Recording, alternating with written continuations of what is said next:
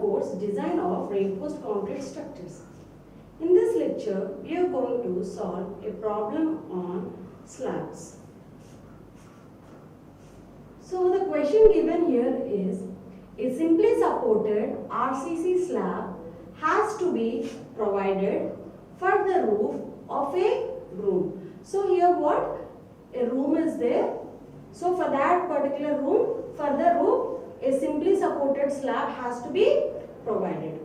And the clear dimensions are being 3 meters by 8 meters. So the clear dimensions are given here, which is 3 meter by 8 meter. And the width of the supporting wall is 300 mm. So the supporting wall's widths are also given here. It is 300 mm. The weight of the weathering course over the slab is 1 kilonewton per meter square.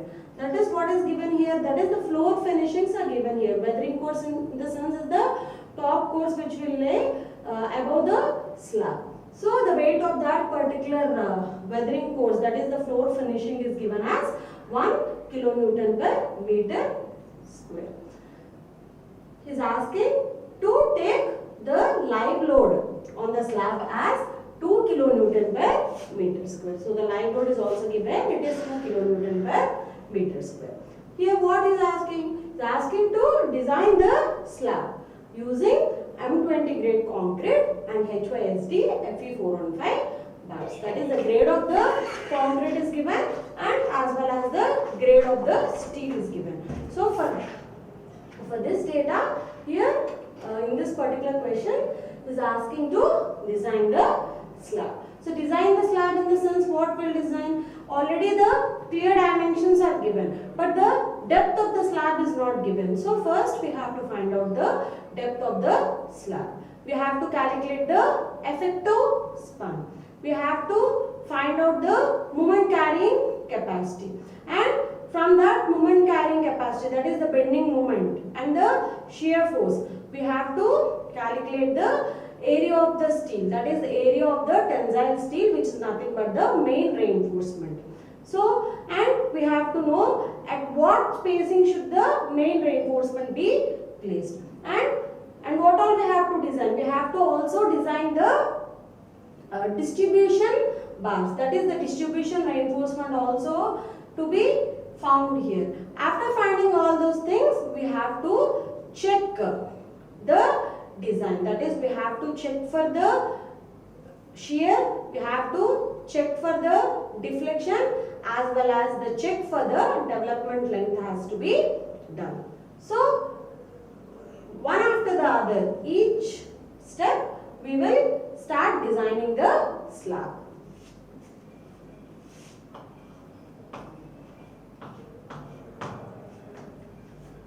So first here just simply has given us the slab, but what we have to know, we have two types of slabs here, that is we have one-way slabs and we have two-way slabs. So first thing is what we have to find out whether the slab what we have to design is a one-way slab or a two-way slab. So first let us find out that. So how we will find out whether if it is a one-way slab or a two-way slab? By Ly by Lx ratio. So now first let us find out the Ly by Lx ratio. So what Ly is? Ly is nothing but the longer span and Lx is nothing but the shorter span. So in the question already the clear dimensions are given. What? 3 meters by 8 meters. So in this, what is the longer span? The longer span is 8 meters. And what is the shorter span? The shorter span is 3 meters. So now we know the Ly by Lx ratio. So if you solve this, you will get an Ly by Lx ratio of 2.67. So if Ly by Lx ratio, if it is greater than 2, then what? We have to design the slab as per one-way slab. So now what we have got the value? It is 2.67, which is greater than 2. So what? We have to design the slab as a one-way slab. Okay, so the design of the slab should be done as a one-way slab. Now, so how will design the one-way slab? The design of the one-way slab is similar to the beam, is it or not? So now let us start designing the one-way slab, starting with calculating the depth of the slab. So already the dimensions 3 meters by 8 meters are given here of the slab, but the depth of the slab is not given. So the first step what we have to do is we have to calculate the depth of the slab. So the step 1 is to calculate the depth of the slab D. So how will calculate the depth of the slab? The depth of the slab is calculated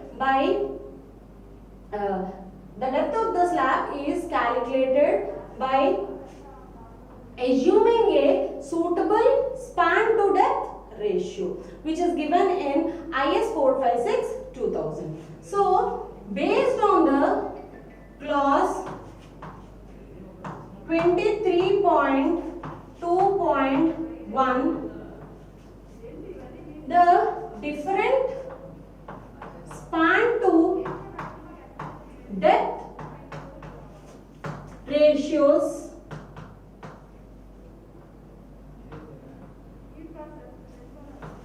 for different types of supports are given in this particular clause. So based on this clause, we have to assume a suitable span to depth ratio. So in this particular clause, in point number A, we have different ratios of span to depth. Span to depth ratios. We have it for simply supported beams, we have it for cantilevers, and we have for contiguous also. Now here what in the question he has given? To design an simply supported RC beam. So as per this clause, the span to depth ratio, that is the basic value, is given as 20. For spans up to 10 meters. So here the span is 8 meters. So up to 10 meters, the span to depth ratios is given as 20. It should be taken as 20. So this is going to be our basic value. This is going to be our basic value. Basic value. But we can modify the basic value also. So modification of basic values in the sense, in the same clause, that is the clause 23.2.1 point C. From this point C, what we can do is we can modify this basic value, that is the span by depth ratio can be modified. How it can be modified? By multiplying it with a suitable modification factor, that is span by depth is equal to 20 into modification factor. So the basic value can also be modified based on the percentage of area of steel used and the stress levels with the help of a modification factor. So the span by D is equal to 20 into, we'll multiply the ratio into with some modification factor. So that what will happen here? We can change the span by depth ratio. That is, we can modify the span by depth ratio. How will we get this modification factor? This modification factor is taken from the figure 4 of IS 456-2000. So for different percentages of steel and for different stress levels, the modification factor is chosen from figure 4 of IS 456-2000. So based on the experience, the span by depth ratios for simply supported beam is taken in between 25 to 30. So after multiplying with the modification factor, so based on the experience, mostly the span to depth ratios are taken in between 25 to 30. They are taken in between 25 to 30. So why we are not using the basic value here? So if we want, we can use the basic value also. That is, the span by d is equal to 20 also can be used here for designing the slab. But when designing a slab, all the checks has to be satisfied. If in any check, if the design fails, then we have to start from the beginning. So for that reason, based on the experience from the initial trial itself, if the span to depth ratio, if it is modified, then the number of trials which has to be done will be less. Even if you want, you can start from this basic value also, but the number of trials what we have to design will be more. So for this particular design, I am going to consider the span by depth ratio in between 25 to 30 for a simply supported RCC slab. As it is a simply supported RCC slab, I am going to consider the ratios in between this. Here in this particular problem, we are going to consider the span by depth ratio as 25. Now what D will be? D will be span by 25. So what is the span here?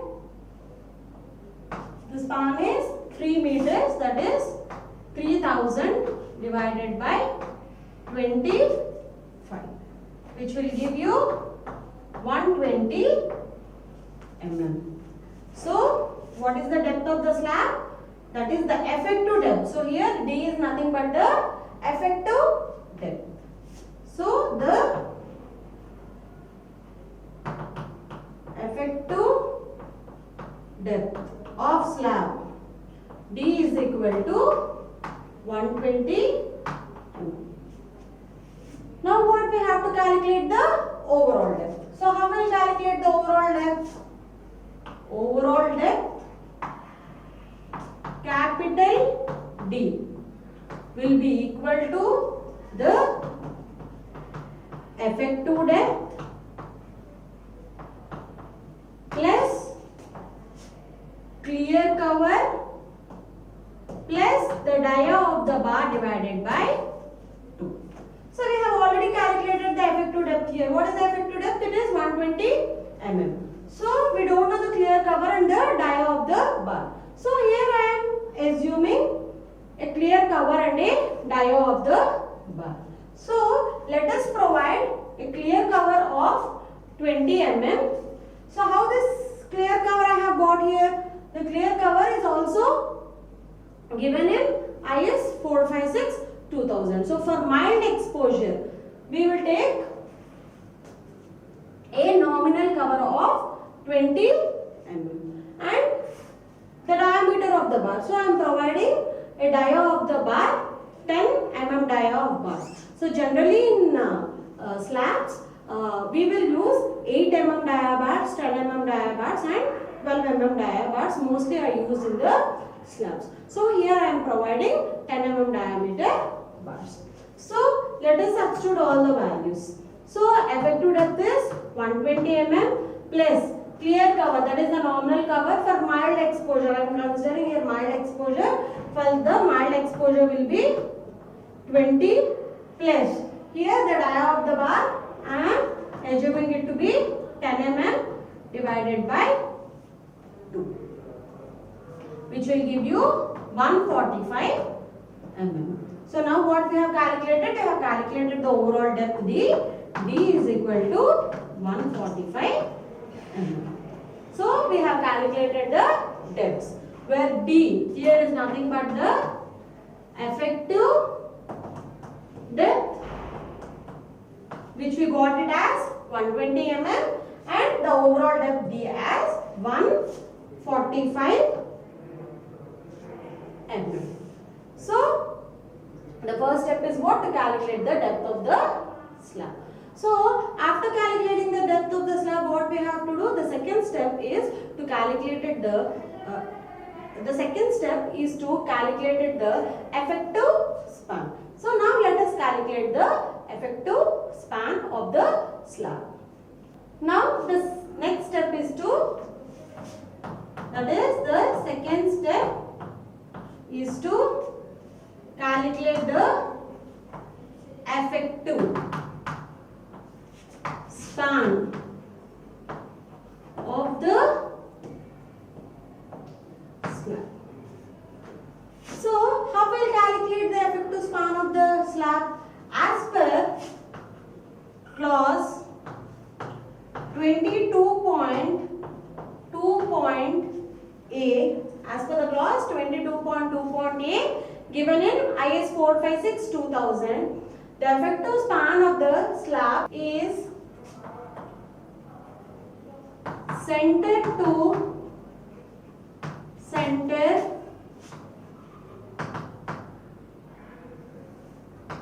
of supports, clear span plus effective depth, whichever is less. Whichever is less. So what the effective span of the slab is taken as? The center to center distance of the supports or the clear span plus effective depth. So we have to calculate both these values, and from these values whichever is the least value, that value you have to take as the effective span of the slab. So first let us find out the center to center distance of the supports. So how will we have for suppose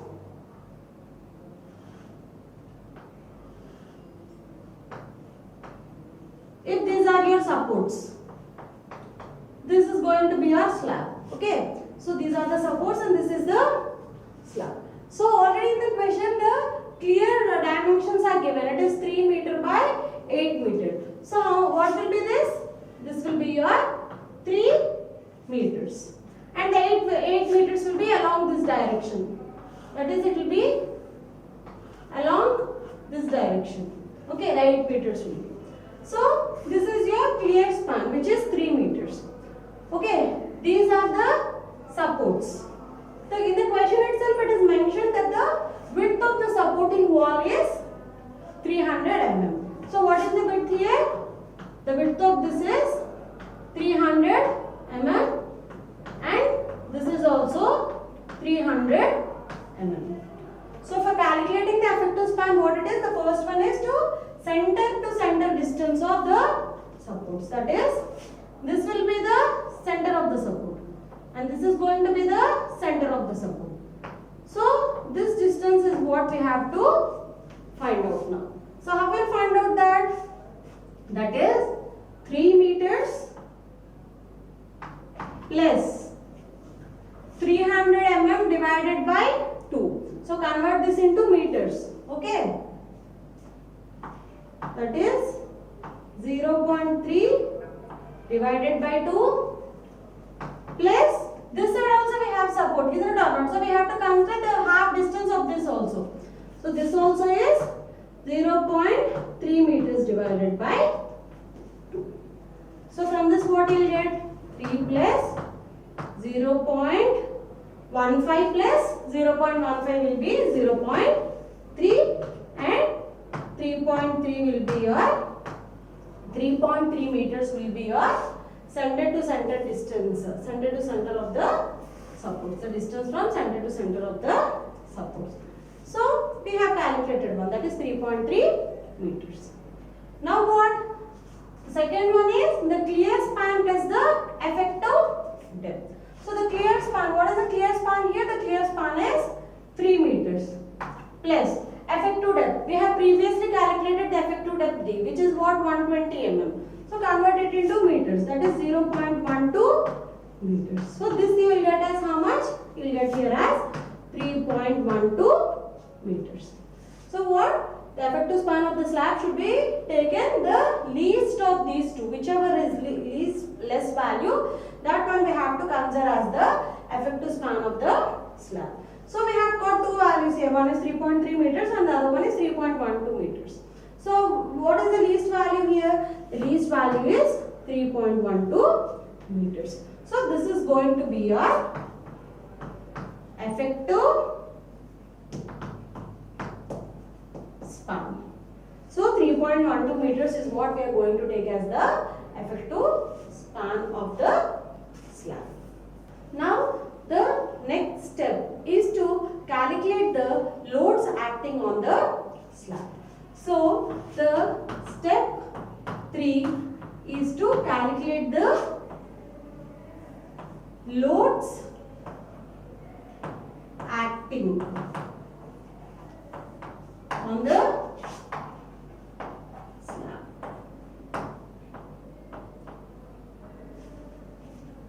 So in the question itself they have given what? The weight of the weathering force of the slab is 1 kilonewton per meter square and the live load is also given, it is 2 kilonewton per meter square. So what the floor finishes, that is the weathering force weight will come under the dead load and this we are going to take the live load. So before that what we have to do is we have to find out the self weight of the slab. So first let us find out the self weight of the slab. So what will be the self weight of the slab? That is D, which is 0.145 into the unit weight of RCC. So what is the unit weight of RCC? It is 25 kilonewton per meter cube. So how much you will get the self weight of the slab? So stop checking. Okay. So we will get 3.625 kilonewton per meter square. So per meter square the self weight of the slab is 3.625 kilonewton. Now what? We have got the weight of the weathering force, that also comes under the dead load itself. So I am writing it as a floor finish. So the weight of the floor finishes is how much it is? Given it is 1 kilonewton per meter square. And these two are the dead loads. The live load is also given. So what is the live load? The live load is 2 kilonewton per meter square. So the live load is 2 kilonewton per meter square. Now what? We have to find out the total load. So what will be the total load? The total load will be the dead load plus the live load. So if you total all these three, you will get a value of 6.625 kilonewton per meter square. So this is going to be your total load, which is 6.625 kilonewton per meter square. But what I am considering here, I am going to calculate the total load for 1 meter width of the slab. So for 1 meter width of the slab, what will be the total load? The total load will be 6.625 kilonewton per meter square into 1 meter. So this meter and this meter will get cancelled and the total load will be 6.625 kilonewton per meter. So what I am calculating the total load per 1 meter width of the slab. So for each 1 meter width, the load is 6.625 kilonewton per meter. Now we have known the total load, but we have to, while designing, in the design of RCC structures, we have to consider the factored load. That is, we have to multiply the total load into a suitable partial safety factor. As we have only dead load and live load here, the partial safety factor, what we have to consider as per IS 456-2000 is 1.5. So now to know the factored load, we have to multiply this total load into 1.5. So the factored load W will be the total load 6.625 into the partial safety factor, which is 1.5. If you multiply this, you will get a factored load of 9.938 kilonewton per meter. So this is going to be our factored load W. So W is 9.938 kilonewton per meter. So now we have calculated the loads acting on the slab.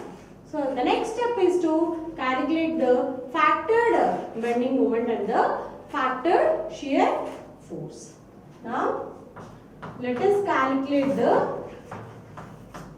factored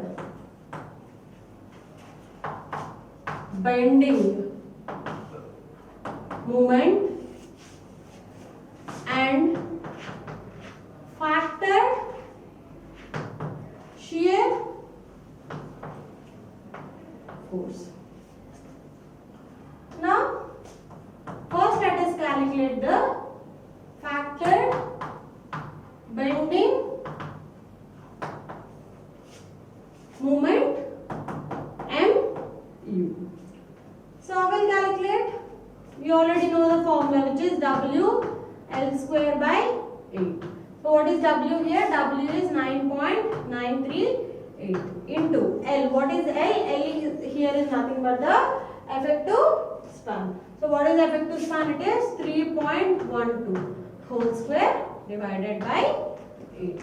If you solve this, you will get a value of 12.09 kilonewton meter. So this is going to be our factored bending moment.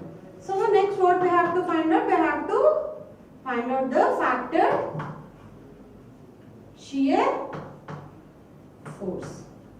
So how will we calculate the factored shear force? Factored shear force is VU. So it is W L by 2. So we already know W, that is the factored load, which is 9.938 into L is the effective span 3.12 divided by 2, which will give you a value of 15.503 kilonewtons.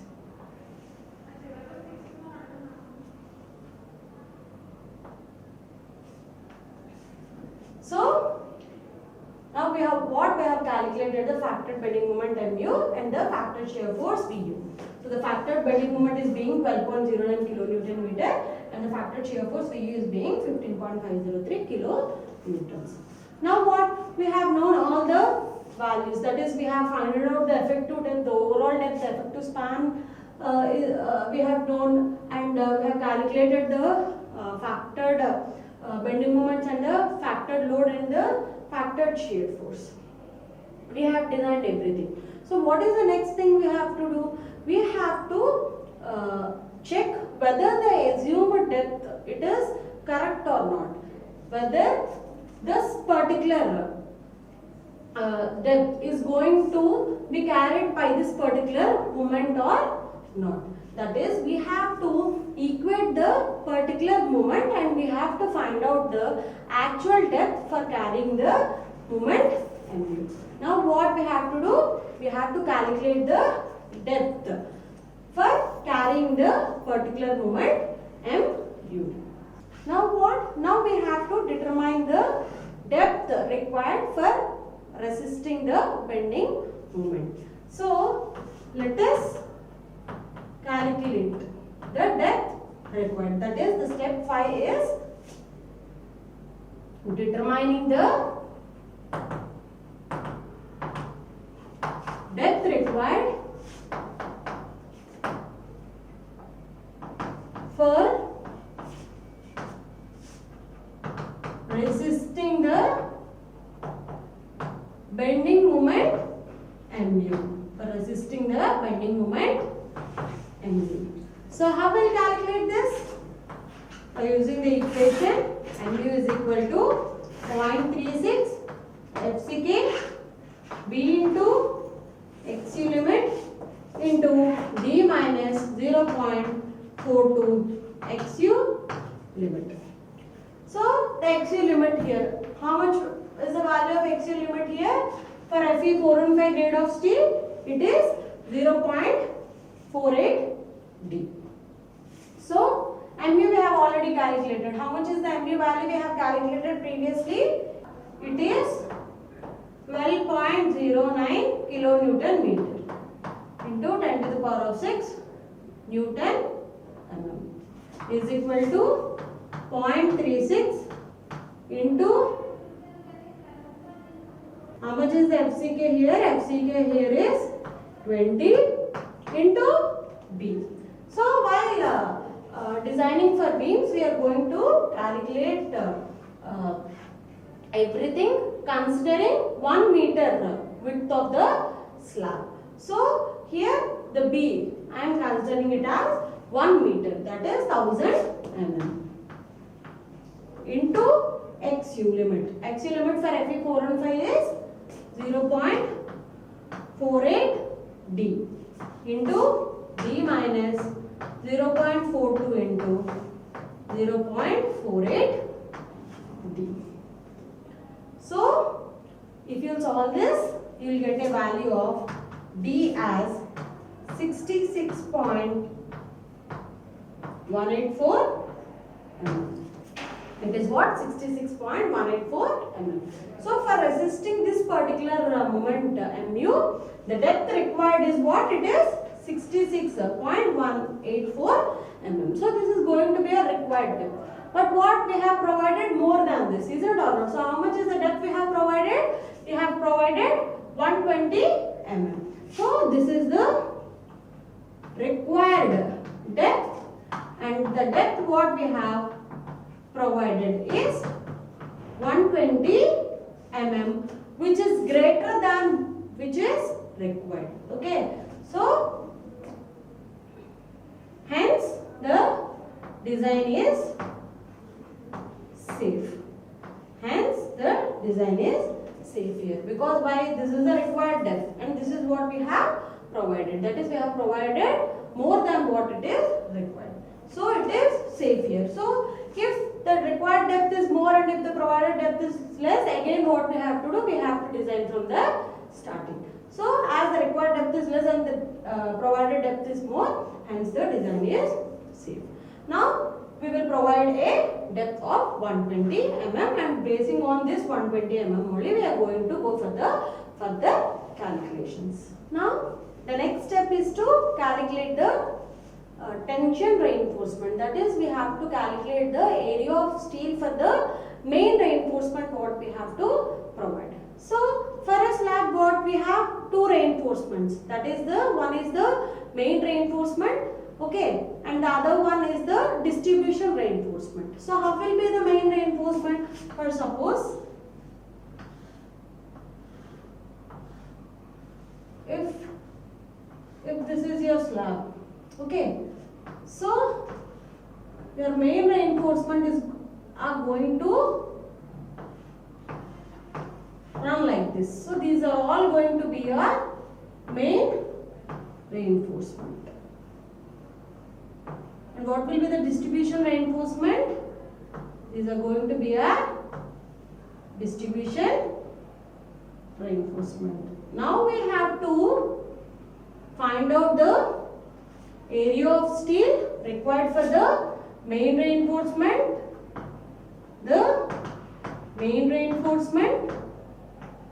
and as well as the area of steel required for the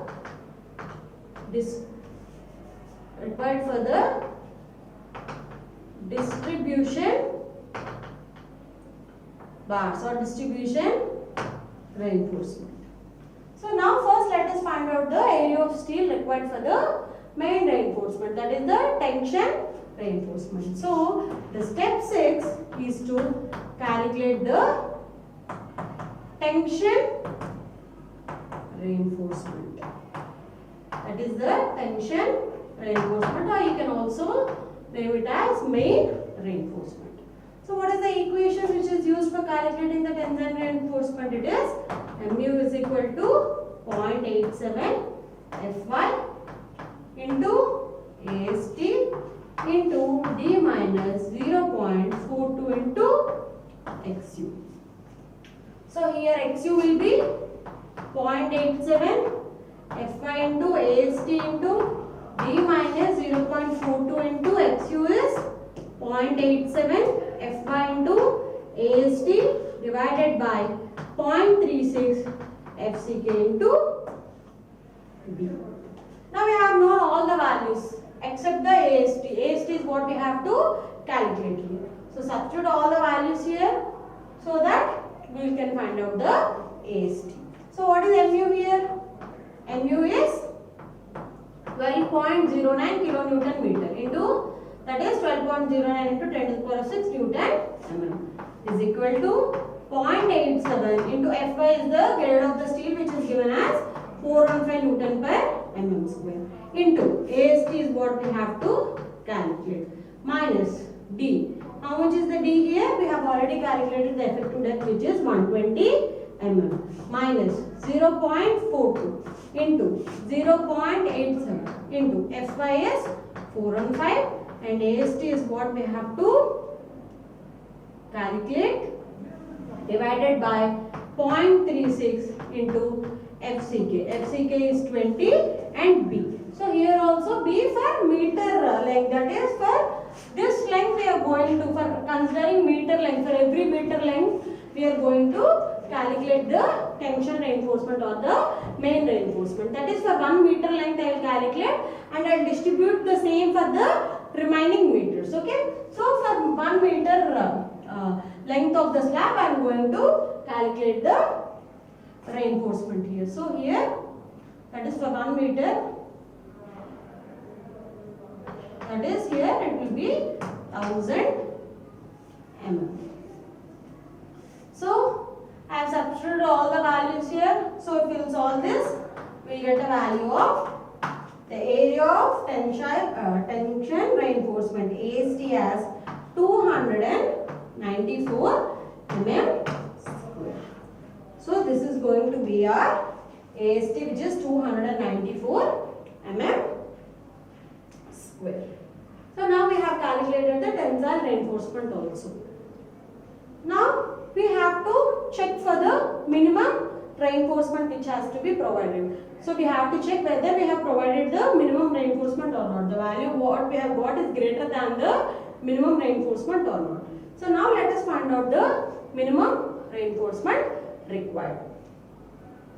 So the AST what we have got here is how much? It is 294 mm square.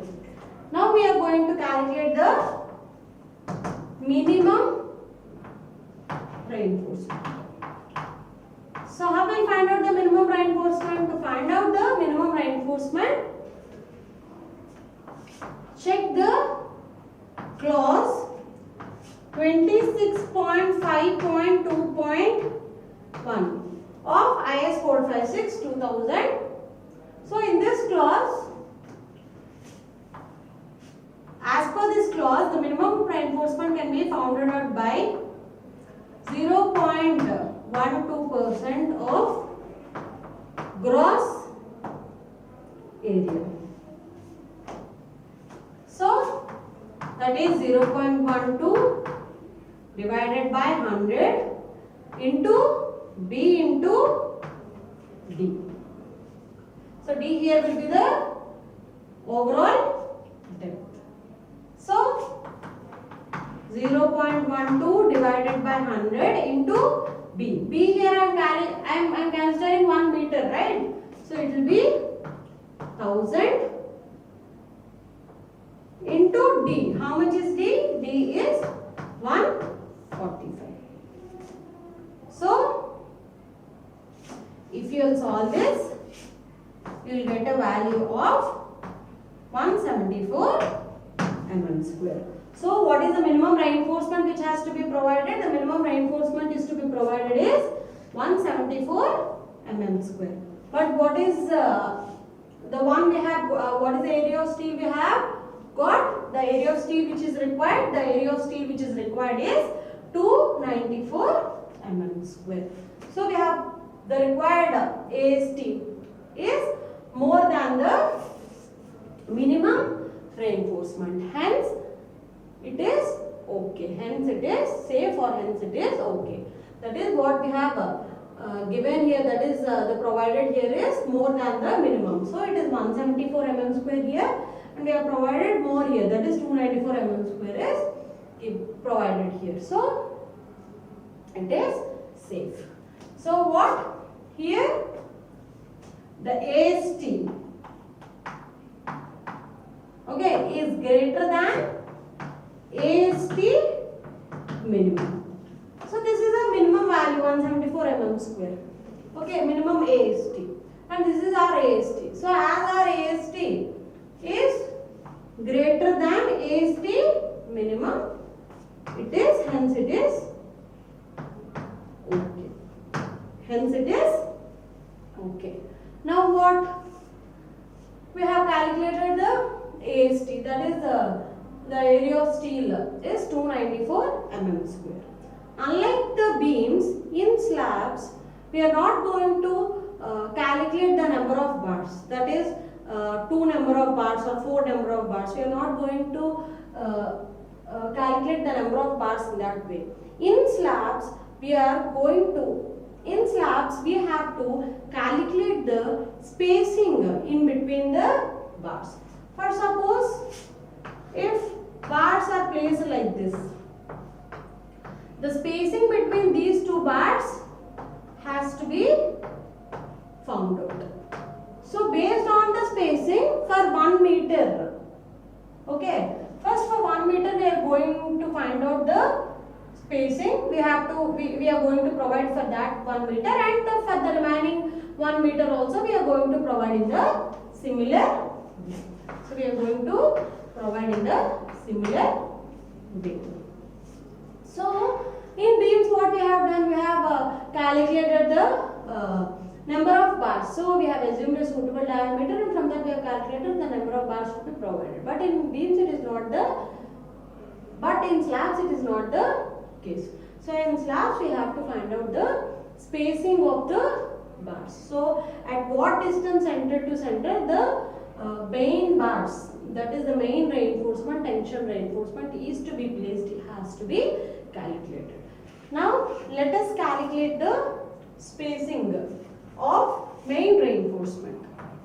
So spacing of main reinforcement.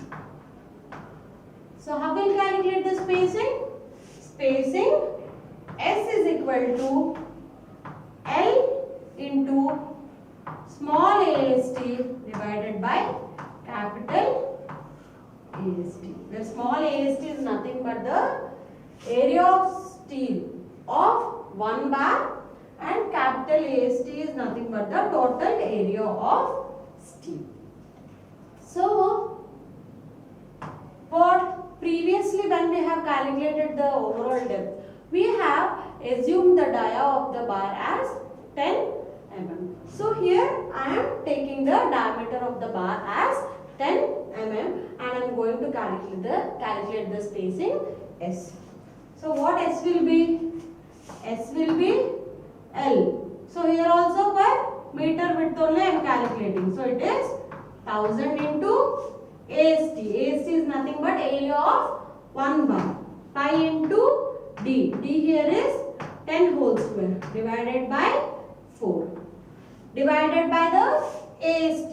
So we have already got the AST. What is the AST here? It is total AST. It is 294 mm square. So from this, if you solve this, you will get a value of spacing S as 267.14 mm. So the spacing here is what it is. S is equal to 267.14 mm is what we have to give the spacing between the two main reinforcement bars. So as per clause 26.3.3 point B, the spacing of main reinforcement in slabs should not be more than 3D or 300 mm. Okay, the spacing what we are providing here, okay, this should not be more than 3D or 300 mm, whichever is less. So what we have to do, first we have to calculate these two, 3D and the other one is 300 mm. We have to take the least value from these two and we have to compare whether the spacing what we have providing is it less or more than the value what we have got here. So first let us calculate the 3D, that is 3 into D is nothing but the what it is, 3 is nothing but the effective depth which is 120 mm, which will give you 360 mm and the other one here is 300 mm. So from these two we have to consider the least value. So what is the least value from this two? It is 300 mm. So what is given in the clause 26.3.3b? The spacing of the main reinforcement in slabs, it should not be more than this value. So what we have provided, we have 267.14 mm. It is less than this only. So hence it is safe. Hence it is okay. So what I am going to provide 10 mm diameter bars at a spacing of this one. I am taking it as 260 mm at a spacing of 260 mm center to center. So what? Provide 10 mm dia bars at 260 mm center to center. This is what? This is for the main reinforcement. So the main reinforcement I am providing 10 mm diameter bars. The area of the bars is 10 mm and in between the two bars, that is center of one bar and from the center of the other bar, the distance is being 260 mm center to center. That is the spacing what I am giving here. So now what we have calculated the spacing of the main reinforcement. Now what? We have to calculate the area of steel which is provided, because here we have changed the spacing, right? So now let us calculate the AST provided. So how we will calculate the AST provided? We have the formula. What it is for spacing? S is equal to L into small AST by capital AST. So now we have to calculate the AST provided. So the AST provided is equal to L into small AST by S. Here we have changed the spacing also, right? So what will be L? Per meter width I am considering, it will be 1000 into AST is nothing but the area of steel of 1 bar. It is pi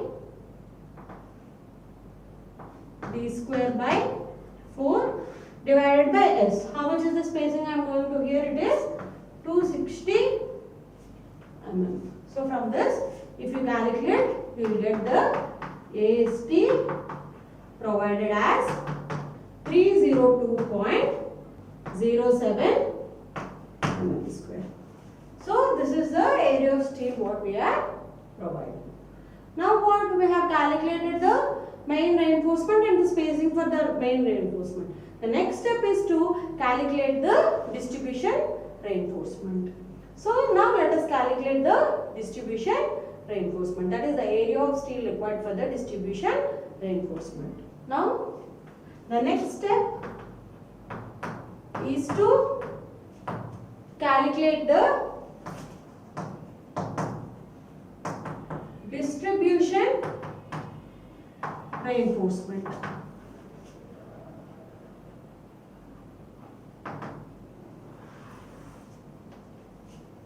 So now the main reinforcement we have already calculated. Now let us calculate the distribution reinforcement.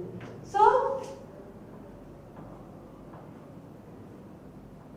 how will calculate the distribution reinforcement AST? It is 0.12% of the gross area. What we have done it previously, the same way. So this will be 0.12 divided by 100 into B into D. So B here we are considering for meter width. So it is 1000 into D. D here is the overall depth, that is the capital D. So how much is the capital? How much is the capital D? The capital D is 145 mm. So from this we will get a value of 174 mm square. So this is our distribution reinforcement AST, which is 174 mm. So here what? Here I am providing 8 mm diameter bars for the distribution reinforcement. So as a main reinforcement I have provided 10 mm diameter bars, and for the distribution reinforcement we are going to provide the 8 mm diameter bars. So now what I have got the area? I have provided 8 mm diameter bars. Now what we have to calculate? We have to calculate the spacing. So how will we calculate the spacing?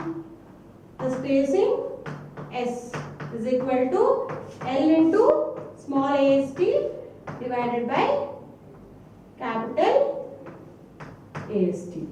So L is what? For meter width, that is 1000 into AST is nothing but the area of steel for 1 bar, which will be pi into, here the diameter is 8. Pi d square by 4 divided by, what is the area what we have got for the distribution steel? It is 174 mm square. So now if you will solve this, you will get the value of spacing as 288.8 mm. So the spacing is what here? The spacing here is 288.8 mm. Now as per the clause 26.3.3b, the distribution reinforcement spacing should not be more than 5D or 450 mm. So as per that clause, what? That is the spacing of the distribution reinforcement, that is this spacing, that is 288.8 mm. It should not be more than 5 times the effective depth or the 450 mm, whichever is less. So first let us find out the value for 5D. So what? It should not be more than 5D. That is 5 into 120. That is 600 mm. The other one is, it is 450 mm. So out of these two, which one is least? 450 mm is the least. So what? The spacing what we have got? How much is the spacing we have got? It is 288.8 mm. So this spacing should not exceed or should not be more than 450 mm. So this is not more. The spacing what we have provided is less than 450 mm. Hence it is okay. So hence it is safe to provide the spacing of 288.8 mm. So here what? As a distribution reinforcement, you are going to provide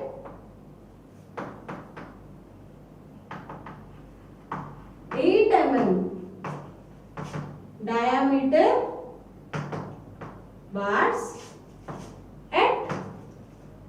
considering this 280 mm center to center. I am going to provide 8 mm diameter bars at 280 mm center to center as distribution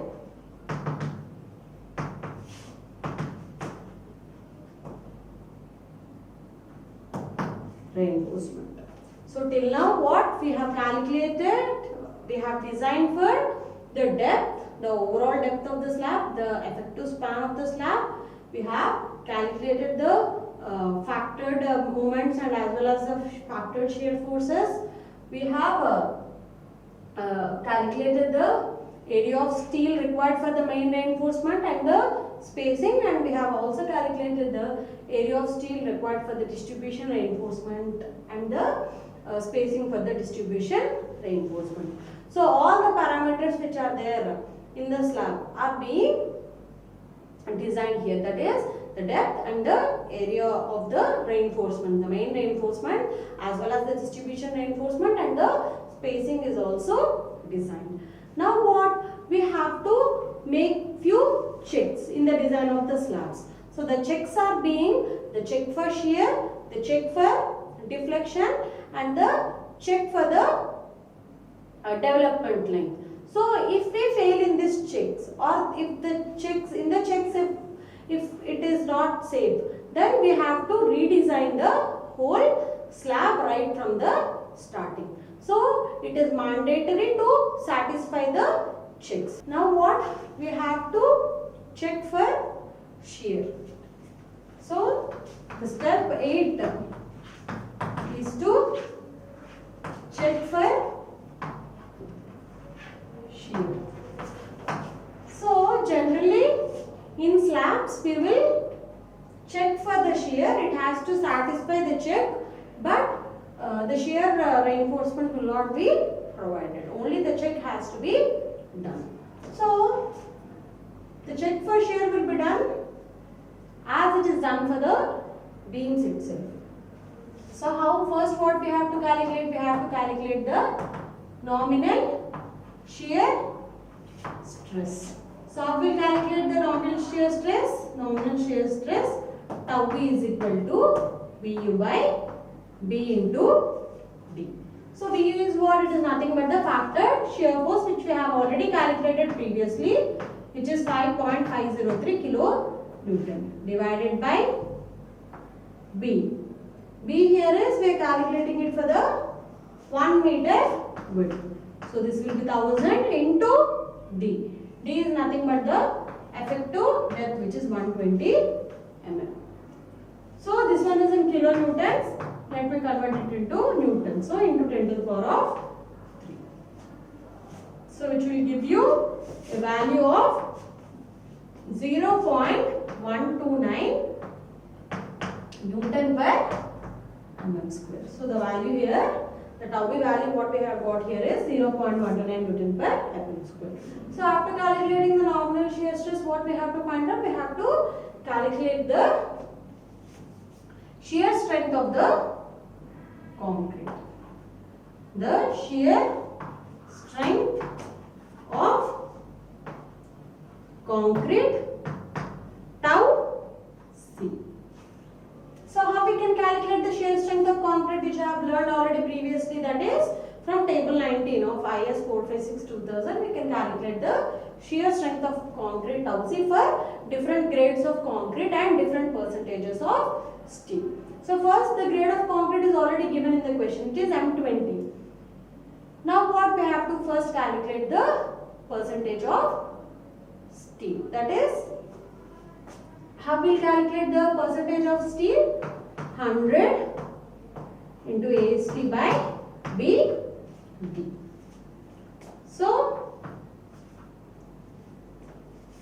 100 into AST. AST is the area of steel what we have provided. That is previously we have already calculated the area of steel to be provided. So what is the area of steel to be provided? That is 302.07 mm square. It is 302.07 mm square. So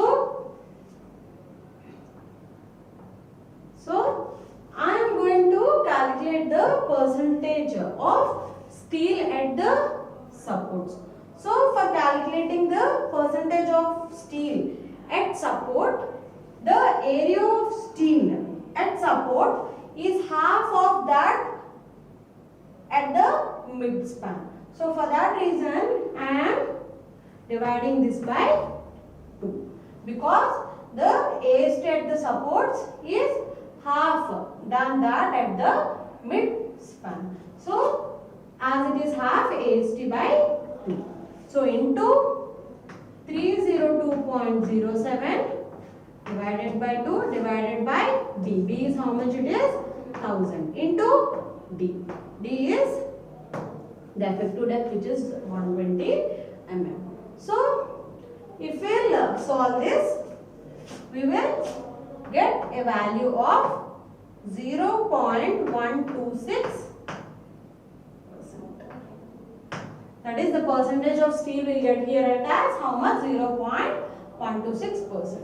So what?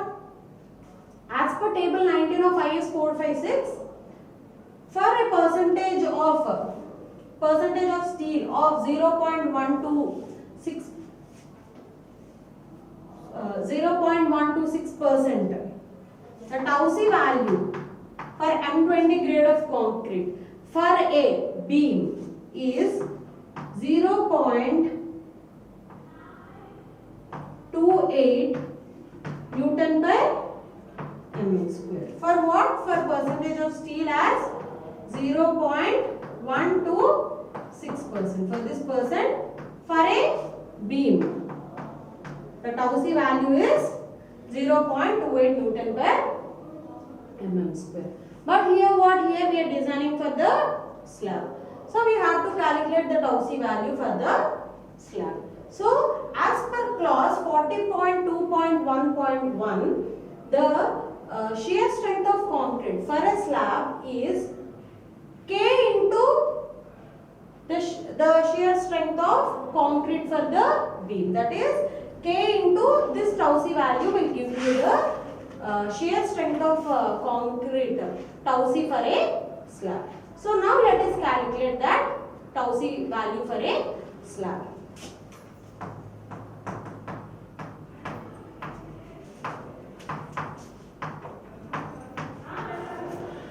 Now what?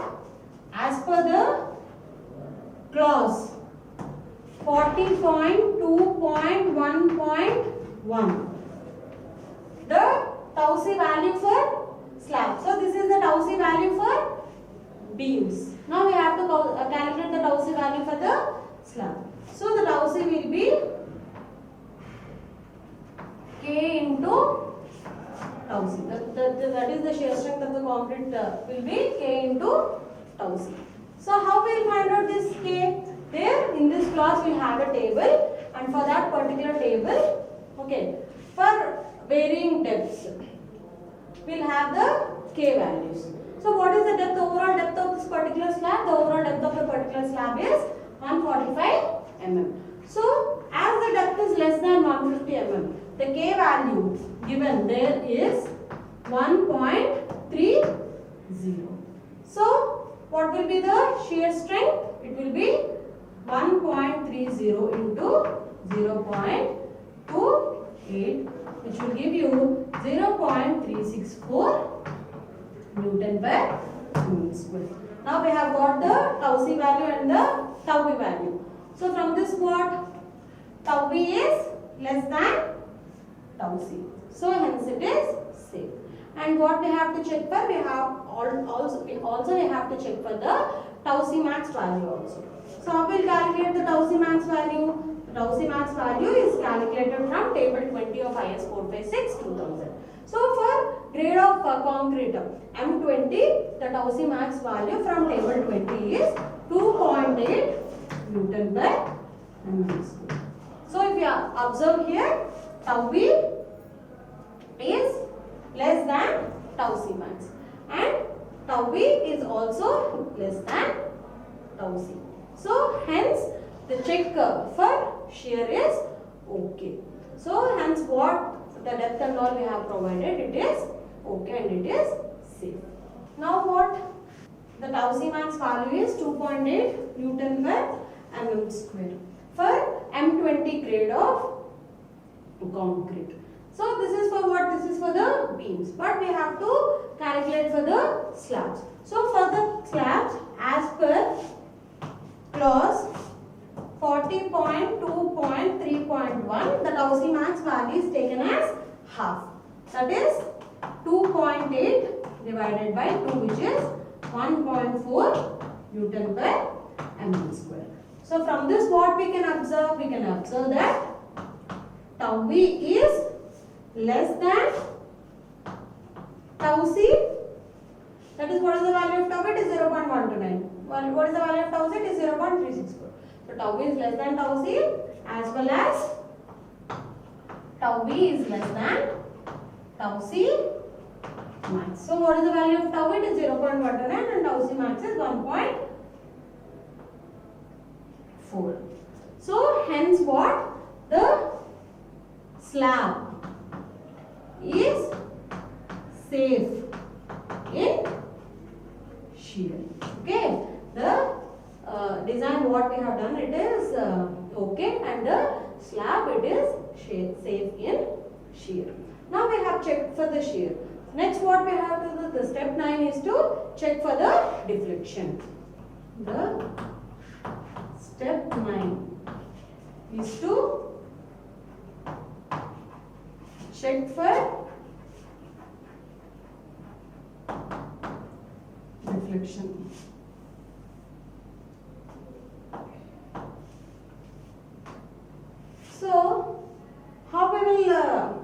So how we will check for the deflection?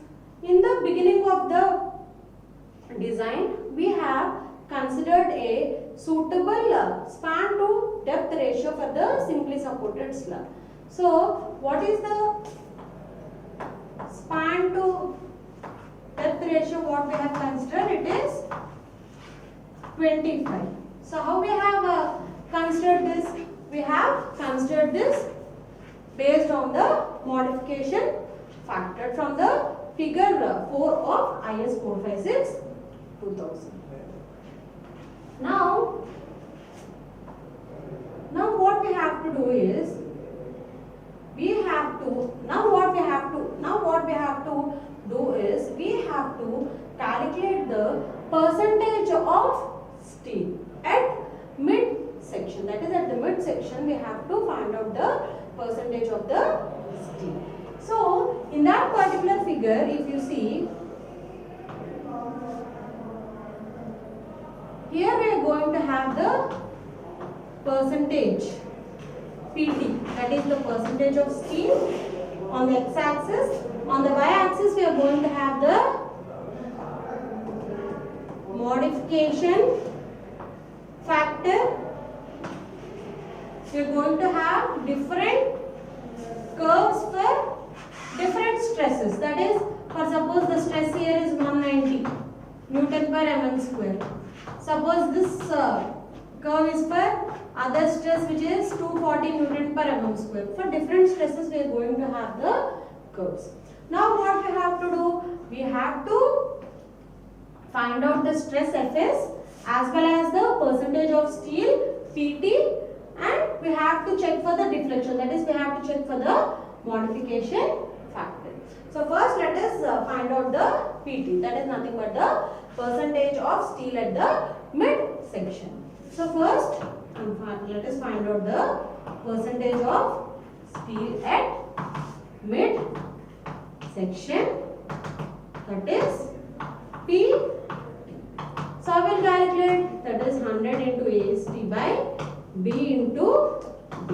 So 100 into AST. AST is what we have provided. So what is the AST we have provided? It is 302.07 mm square divided by B. I am considering it for 1 meter with 1000 into D. D here is nothing but the effective depth, which is 120 mm. So if you solve this, you will get a value of 0.252%. So this is going to be our percentage of steel. So now we have known this. And what else we have to calculate? We have to calculate the Fs. So by using a formula given below this particular figure, in this particular figure 4. This is the figure 4 from that IS 456-2000. So from below the figure 4 there is a formula for finding out the Fs. So based on that stress level and the percentage of steel, we have to find out the modification factor. Now let us find out the Fs, that is the stress level. Now what? We have to calculate the Fs. So how will we calculate the Fs? Fs is equal to 0.58 into Fy into AST required by AST provided. So where did we get this formula from? This formula is also given below the figure 4. So below the figure 4 you can see this particular formula for calculating the Fs. Now let us calculate it. Fs is equal to 0.58 into Fy is nothing but 415 into AST required. So previously we have already calculated the AST required, which is 294 mm square divided by AST provided. So how much we have provided? We have provided 302.07 mm square. So if you will solve this, you will get a value of 234.2 Newton per mm square.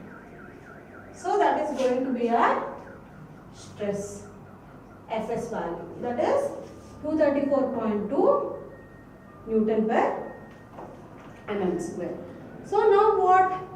We have different curves for different stress levels. So if you observe here, we have a curve for stress level 190 Newton per mm square and the other curve for Fs, stress level 240 Newton per mm square.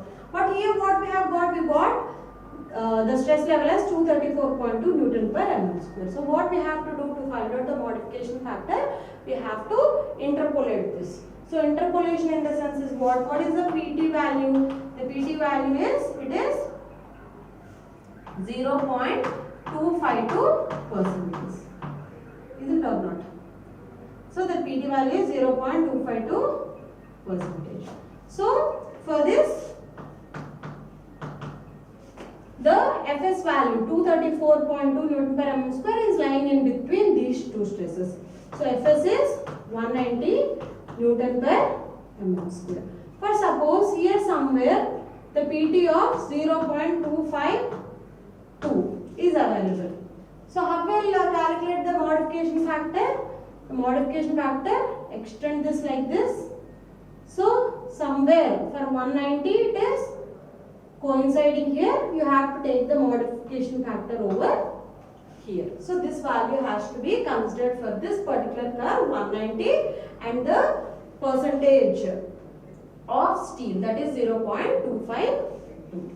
So the value I am denoting it as KT, that is the modification factor. So here this value is 1.85. The values you can observe in that figure 4 in the code book. So the KT value corresponding to this curve and for this percentage of steel is 1.85. In the similar way, for the same percentage of steel and for Fs of 234.2 Newton per mm square, we don't know because we don't have any curve over there. So that is what we have to find out. KT is what we have to find out here. Okay. And what we have? Fs 240 Newton per mm square. So for that, if suppose the same percentage of steel, that is 0.252, this is the curve, then where you will get the value, the modification factor? Here, what the value will be, that will be your modification factor. So here the KT value is 1.5. So now what you have to do? You have to interpolate this. After interpolating, you are going to get the KT value. So if you interpolate, you will get a KT value of 1.535 for the stress value of 234.2 Newton per mm square. So what is the KT value here? The KT value is 1.535 for a stress of 234.2 Newton by mm square. Now we have got the modification factor value, that is the KT value. Now what we have to do, we have to calculate the maximum permitted L by D ratio. So previously what we have done, we have calculated the, we have assumed the L by D ratio based on the experience, isn't it or not? So now what will be the maximum permitted L by D ratio? Based on this modification factor is what we have to calculate next, and then we have to see whether the slab is safe in deflection or not. So now what we have to calculate? We have to calculate the L by D ratio. Okay. So previously what? The basic value, the basic L by D ratio for a simply supported slab is what it is? Actually 20. Isn't it or not? Now what we have to calculate the L by D, that is the maximum permitted value. So how will we calculate the maximum permitted L by D ratio? That is the basic L by D ratio into the modification factor, that is the KT, what we have calculated. So what is the KT we have calculated? It is 1.535. So if you solve this, you will get a value of 30.6. So the maximum permitted L by D ratio is how much? It is 30.6. It is 30.6 is the maximum permitted L by D ratio. But what we have provided? Let us calculate that. So the L by D provided. So I will calculate the L by D provided. L is here nothing but the effective span. D is here nothing but the effective depth. So how much is the effective span we have provided? We have provided 3120 divided by D. D here is the effective depth, which is 120 mm. So if you solve this, you will get a value of 26. So the maximum is 30.6. We have provided is 26. So the L by D provided is less than the maximum permitted L by D ratio. Hence the slab is safe in deflection. So as what we have provided is less than the maximum value, hence the slab is safe in deflection. So the check for deflection is also safe. So the design what we have done, everything is okay. So previously we have checked for the shear. The slab is safe in the shear, and now we have checked for the deflection. Hence the slab is also safe in deflection. Now what we have to do? We have to check for the development length also. So if all the three checks, in all the three checks, if the slab is safe, then the design what we have done is correct. Hence the design is safe. So now let us check for the development length. So now the next step is the check for the development length. So the step 10 is to check for development length. So we have already in the previous sessions we have already done how to check for the development length, that is how to solve for the development length. So as per clause 26.2.3.3b. So how we'll do for the development length? The formula is 1 by b plus L naught should be greater than LD. That is the LD value, it should not exceed this m by b plus L naught. That is every time this LD value should be, that is the development length should be a lesser value. So what first we have to find out the development length LD, the anchorage length L naught has to be assumed, and the moment, the bending moment has to be calculated, and the shear force, that is the shear force we have already calculated. So that shear force we have to take it over here. So first let us calculate the development length LD. So what is the formula for calculating the development length LD? LD is equal to pi into 0.87 Fy divided by 4 into tau BD. So here, where did you get this from? This you can see in the clause 26.2.1 of IS 456/2000. So in that clause you have an equation for calculating the development length LD. So now substitute all the values there. Pi is nothing but the diameter of the bar. So what is the diameter of the main reinforcement we have provided? It is 10 mm. So 10 into 0.87 into Fy. What is Fy? Fy is nothing here but the grade of the steel, which is 415 Newton per mm square divided by 4 into tau BD. So for slab, the tau BD value here we will get, if you check, it is 1.6 into 1.2. So if you solve this, you will get a value of LD as 470.11 mm. So for slabs, this is going to be a tau BD value, and the LD, that is the development length LD, you will get a value of 470.11 mm. Now what we have got the LD value. What are the unknowns here? We have already calculated. I missed the unknown here. So let us calculate the bending moment M first. So how we will calculate M? M is equal to 0.87 Fy into AST into D minus 0.42 into 0.87 Fy into AST divided by 0.36 FCK into B. We have known all the values. Substitute all the values here. So M is equal to 0.87.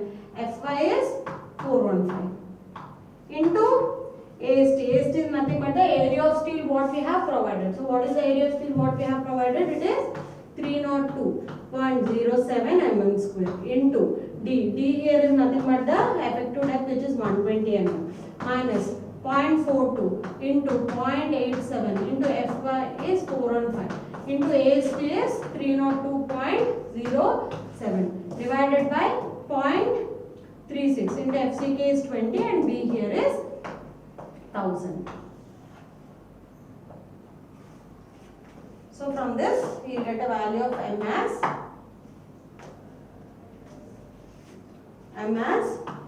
12.39 into 12.39 kilonewton meter.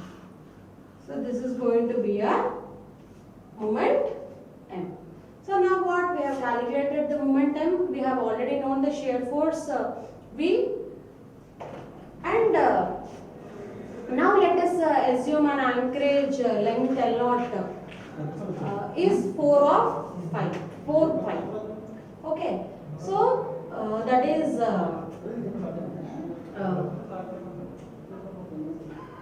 so let us assume an anchorage length of 8 pi. That is, I am providing a 90-degree bend here. So providing a 90-degree bend, the anchorage length L0 value will be 8 pi. So let us calculate the M by B plus L0 value. So M by B plus L0 greater than LD. So what is M? M we have already calculated. It is 12.39 into 10 to the power of 6 divided by B. B is nothing but the shear force, which is 15.503 into 10 cube plus L0. It should be greater than 470.11 mm. Should be greater than 470.11 mm. So if you solve this, you will get a value of 799.35. L0 should be greater than 470 mm. So if you observe here clearly, what 799.35 plus L0. If any value of L0, whether if the L0 is 4 pi or 8 pi or anything, this value is greater than 470.11 mm. So from this what you can say that the slab is safe in development length also. So the check for the development length is also okay. So the design what we have done right from the starting is okay, because all the checks have been satisfied. If any of the check is not satisfied, the design has to be done right from the starting. Thank you.